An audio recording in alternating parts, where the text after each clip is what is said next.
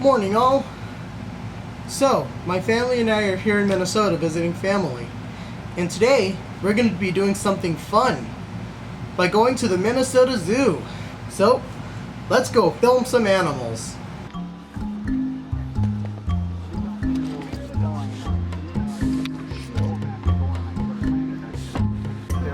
I can't tell you how excited I was about going to the zoo. I've been to many zoos around the world over the years. Each zoo is unique in the animals they house.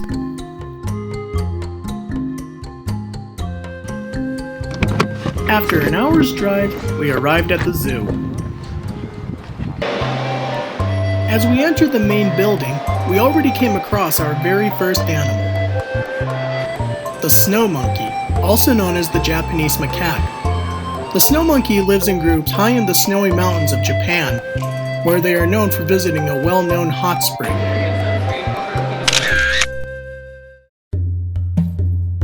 After seeing the snow monkeys, we went to see the next exhibit, the African penguins. I myself kind of like penguins, or as Benedict Cumberbatch calls them, penguins. And they're just really cool birds because, you know, they swim rather than fly.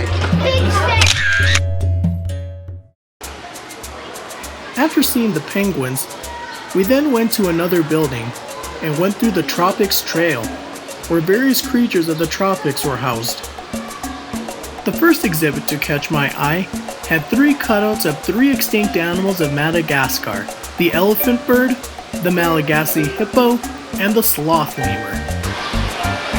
The species housed in the exhibit next to us was the ring-tailed lemur. Lemurs are exclusive to Madagascar and are rather primitive in comparison to other primates.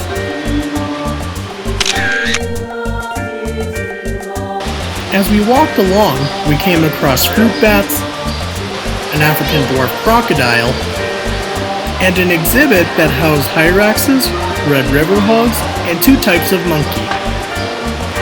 I really like the way this exhibit is set up. I mean, you've got hyraxes, monkeys, and red river hogs. Really perfectly replicates an African jungle. After seeing that unique exhibit, there were other animals to see, such as a Komodo dragon, gibbons, flamingos, Asian small-clawed otters, a great Indian hornbill, and a Malayan tapir. Next to the tapir enclosure was a large open tank of tropical fish. And following the path led us to a viewing area much like an aquarium. It was rather beautiful seeing all the colorful fish and the various coral reefs in the tank.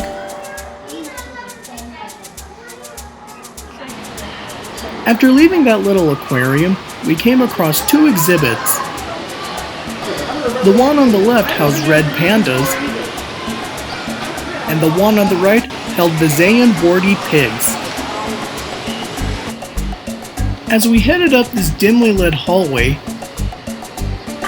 we came upon an exhibit that housed both a 2-toed sloth and a Burmese python. It was very interesting to see these 2 creatures housed together. Next, we came to a walk-through aviary. What caught my eye was an ibis next to a spoonbill, since these are related birds. And the last creature we saw on the Tropics Trail was the golden lion tamarin, a New World monkey from Brazil. We then left the Tropics Trail and entered the Minnesota Trail. This is the lobby of the Minnesota Trail. It had that outdoorsy kind of feeling to it, being modeled after a log cabin. It really added some authenticity to the area. What you see here is the beaver enclosure, but as you can see, the beavers were nowhere to be seen.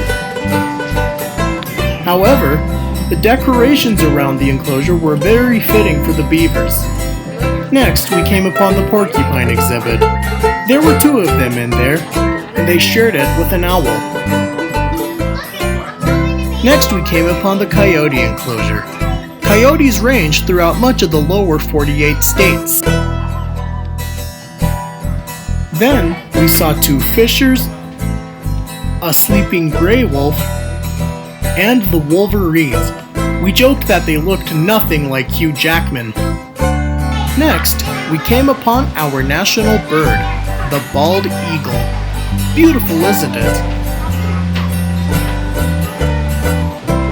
In the exhibit across from the bald eagle was a mountain lion, also known as the panther, puma, and cougar. I've always had a thing for mountain lions. Growing up in the Black Hills, they were fairly abundant. I mean, I never saw one, but I know they were there. And the last animal we saw on the Minnesota Trail was the American black bear. Of the 3 bear species that live in North America, the black bear has the largest range of all 3.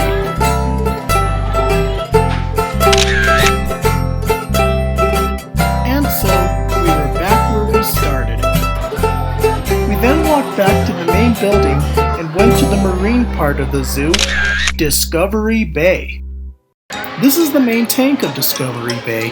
It houses sharks, moray eels, and other marine creatures. Here is the only mammal housed at Discovery Bay, the Hawaiian monk seal. Prior to the seal's arrival, the zoo had housed dolphins in their tank. This small pool here houses small sharks, such as the horn shark, the leopard shark, the swell shark, and the bat ray. Now this is a tidal pool. It houses starfish, clams, and other invertebrates, or animals without a backbone. Every once in a while, water comes rushing in from that cave over there. Thus, it replicates the tide coming in and recreates the ecosystem in which said organisms live.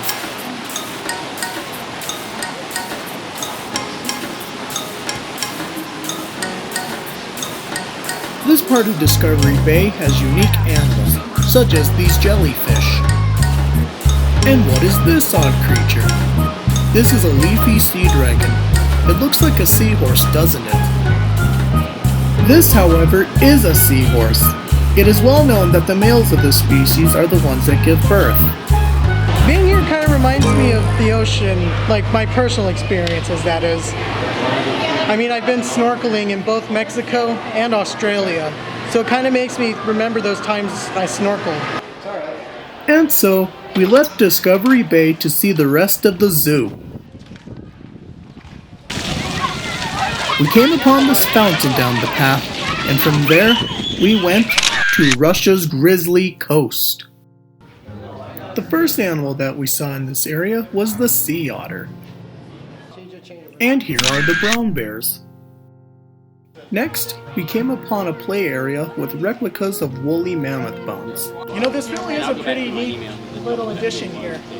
Mammoths are very common in Siberia. I mean, their remains are. And not just bones, but frozen carcasses have been found as well.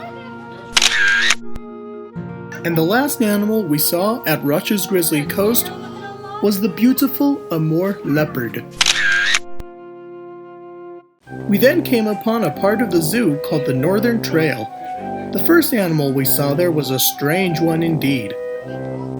The takin.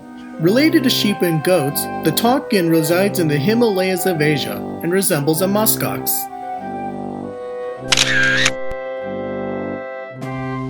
The next enclosure housed some very familiar animals. This exhibit housed pronghorn, Canada geese, and American bison. Right next to the larger enclosure was a smaller one with a prairie dog town. Seeing the prairie dogs brought back memories of South Dakota, which has lots of prairie dogs.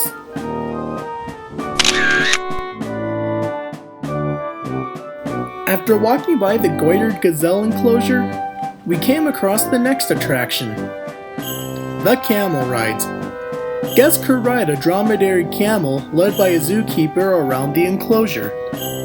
Riding camels brings me back. I was about 6 or 7 or so when I first rode a camel. It was at a circus in Spearfish. Then, nearby, we saw some Bactrian camels wallowing in a pond. The next animal we came across was the beautiful Asian wild horse. Having never been domesticated, It is the only true wild horse left in the world. As we continued onward, we saw some dholes resting in their exhibit. After seeing the dholes, we began to make our way to the Wells Fargo family farm. The only animals we saw at the farm were these horses. We didn't see the rest of the farm because, in addition to wanting to see the rest of the zoo, we stopped at a nearby cafe for some lunch.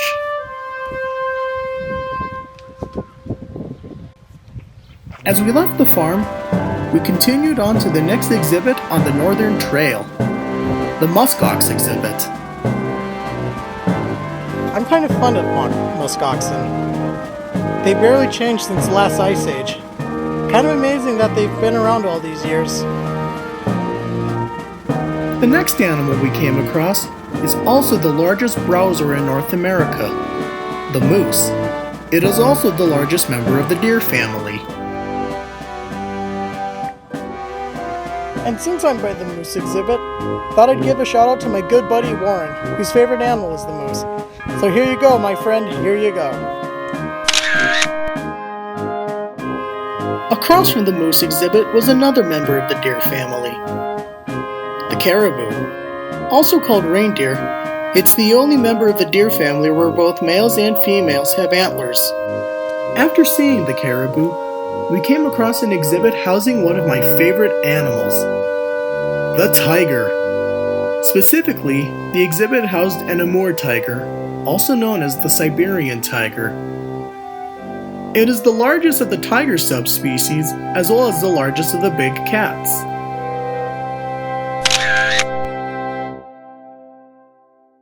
Before long, we came back to the familiar sight of the fountain, but it was from that we called it a day.